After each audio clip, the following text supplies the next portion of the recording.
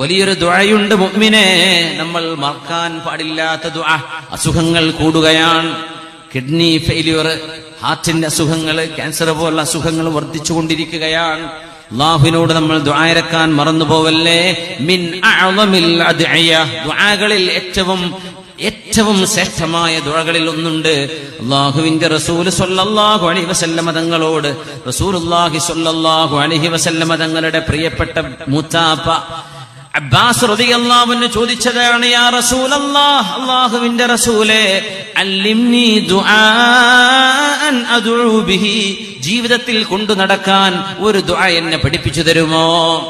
ആര് ചോദിച്ചു? അബ്ബാസ് റളിയല്ലാഹു അൻഹു. അതിന് നബി തങ്ങൾ കൊടുത്ത മറുപടിയാണ്, അബ്ബാസ് എന്നവരോട് ഖുൽ പറയണം, അല്ലാഹുമ്മ ഇന്നി അസ്അലുകൽ അഫ്വ വൽ ആഫിയ, അല്ലാഹുവേ മാപ്പ് തരണേ, അല്ലാഹുവേ ആരോഗ്യം തരണേ, ആരോഗ്യം തരണേ.